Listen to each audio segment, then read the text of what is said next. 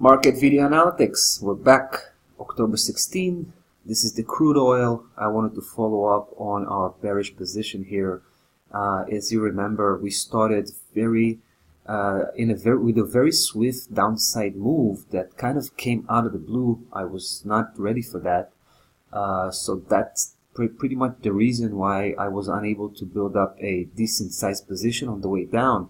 Price just went straight to our official secondary target. That was 70.61, and I did close about half of the position at that point, so I took a massive profit, right? But I was planning to get back on a full size position once price pulls back a little bit, pulls upwards, and I think we may be looking at the very end of this slight upside correction. I mean, there's no surprise that price bounced back off that 70.61 because that's the mid-high key level. Should be, it was expected to be a formidable support.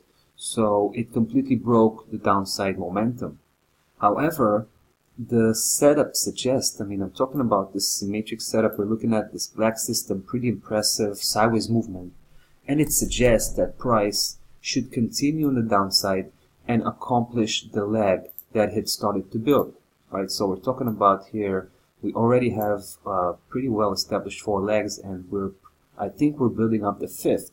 So we've made halfway through, right? Engaged with the first key level, slight upside correction. I think price should resume and complete the move. It will complete the move once we hit the 65.61 level, right? That's our official price target. Now, let me show you what's going down in the smaller scale time frame, which is the 4-hour chart, because this is why I think price may end this slight upside correction and come back on the downside.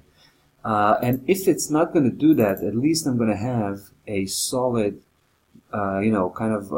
framework to work with. So if price continues on the upside and crosses this particular level, take a look, 72.25. Now this is a local sideways, but basically it's a lower scale trading range that I was able to spot, and I was able to engage here with this blue system. And you can see how precisely price reacted to the levels here pretty nicely. So you can see how valid that setup is right here on that local price section. So the reason it came back onto the upper section here, right, just recently, I thought it was a good spot to increase the position, because I think what's going on right now is kind of a consolidation. After a downside move, price consolidates, so it starts to trade sideways. So, and we already see a few legs in place, but we've just landed in the upper section. So I increased the position a little bit. And my eyes, it all boils down to this particular level, 72.25. So I got my eyes on that level, and if price makes it above that level, basically begins to establish itself above that level with the daily close at the minimum, that would be my sign to start and wrap it up, to close the position, right? I'm probably going to do it gradually, because what I would like to see is a weekly confirmation. So we have here a weekly close above that level. That would be a pretty strong indication that the downside move is over, right? So we have to, obviously we have to be prepared to pull the trigger when things go, go south, basically, go on the wrong side. So we'll see how that goes. In the meantime, I think we're pretty much safe with this, lowercase sideways movement.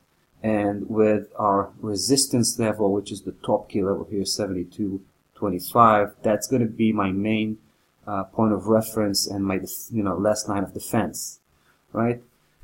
We've made pretty well on the previous downside move. Hopefully, we can replicate that move all the way to the lower section here, 65.61. That's from the bigger picture. Stop loss level is at 74.25. I'm going to follow up on this one and keep you posted. See you on the next video.